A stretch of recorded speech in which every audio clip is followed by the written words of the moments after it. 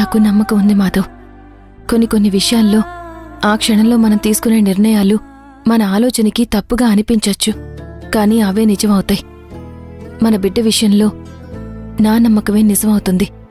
నువ్వు అనవసరంగా దాని గురించి ఆలోచించాల్సిన అవసరం లేదు. డాక్టర్ చెప్పిన మాటలు నమ్మి నువ్వు దిగులు పడుతున్నావు. నేను దేవుడి మీద భారం వేసి ధైర్యంగా ఉన్నాను.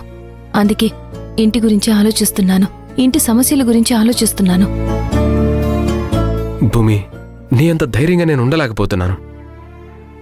రేపేం జరుగుతుందో, ఏం వినాల్సి వస్తుందో, మన బిడ్డ ఏమవుతుందోనని భయం వేస్తుంది. నువ్వు మాత్రం దేవుడి మీద భారం వేశాను, దేవుడు చూసుకుంటాడు అంటున్నావు. దేవుడైనా ఏం చూడగలుగుతాడు? ఎంతమందిని చూడగలుగుతాడు? నా వల్ల కావట్లేదు భూమి. డాక్టర్ చెప్పిన మాటలే పదే నా చెవుల్లో మారుమోగుతున్నాయి. నా బిడ్డను కళ్ళారా చూడలేన్న ఆలోచన నేను తట్టుకోలేకపోతున్నాను. భవిష్యత్తు గురించి భయపడితే ఈ క్షణం నువ్వు సంతోషంగా ఉండలేవు మాధవ్. మనం బ్రతికేదే బిడ్డ గురించి. ఆ బిడ్డకి లోకంలోకి వచ్చే అదృష్టమే లేదంటే ఆలోచించకుండా ఎలా ఉండమంటావు? మాధవ్ ఎక్కువ ఆలోచిస్తున్నాడు. తన ఆలోచనల్ని డైవర్ట్ చేయకపోతే పిచ్చోడైపోయేలా ఉన్నాడు.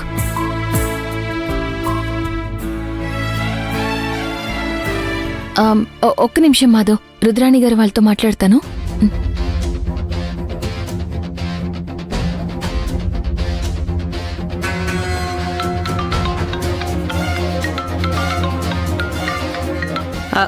హలో హలో రుద్రాణి గారు. చెప్పు భూమి. ఏం లేదు, సిద్ధార్థని శౌర్యని తీసుకువెళ్తానని అన్నారు కదా. అవును, చెప్పాను కదా.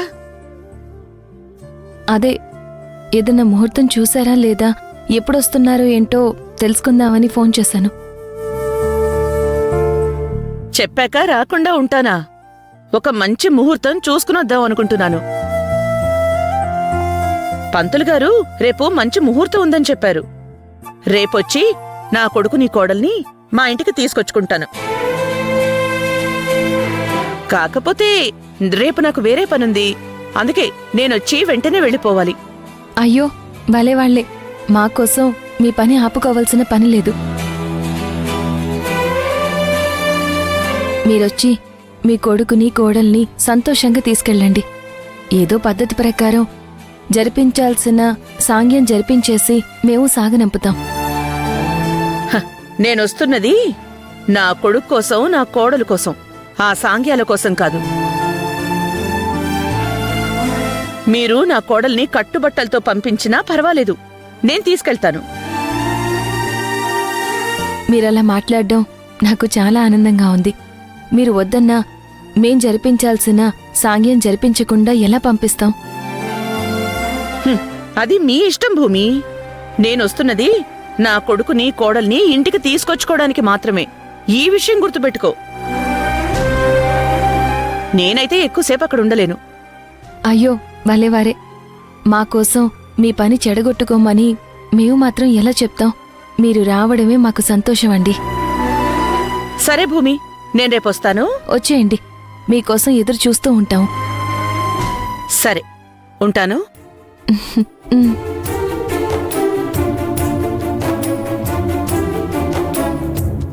సుజాత గారు, మీరు చెప్పినట్టుగానే చేస్తున్నాను. మాట్లాడడానికి నాకు కష్టంగానే ఉంది, కానీ నాలా కాదు, మీరు మారాలి అన్నారు కాబట్టి నా కోపాన్ని చంపుకుని మాట్లాడుతున్నాను.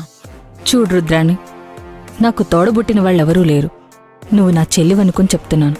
ఖచ్చితంగా నేను చెప్పినట్లు చేయడం వల్ల నీకు వచ్చే నష్టమేమీ లేదు. నీ బిడ్డ సిద్ధార్థ్ ఇక్కడుంటేనే మనం ఏదైనా చేయగలుగుతాం. అక్కడ ఉన్నంతవరకు శౌర్య వాళ్ళ బిడ్డే అవుతుంది. సిద్ధార్థ్ ఆ ఇంటికి మాత్రమే అల్లుడవుతాడు. అదే ఆ శౌర్య ఇక్కడ ఉంటే మన మనిషి అవుతుంది. తనిక్కడుందంటే సిద్ధార్థ్ కూడా మన గుప్పెట్లో ఉంటాడు. ఇక్కడ మంచిగా ఉంటాం, మంచిగా చూసుకుంటాం. మనమేం చెయ్యాలనుకుంటున్నామో ఆ పనులన్నీ మెల్లగా చేసుకుంటూ పోతాం. అందుకే నేను వాళ్ళని ఇక్కడికి తీసుకురమ్మని చెప్పాను. నా ఆవేశం కంటే మీ మైండ్ గేమ్ చాలా బావుందనిపిస్తోంది. అందుకే మీరు చెప్పిందల్లా వింటూ వస్తున్నాను. రేపు వెళ్ళి మీరు చెప్పినట్టుగా నా కొడుకుని తెచ్చుకుంటాను.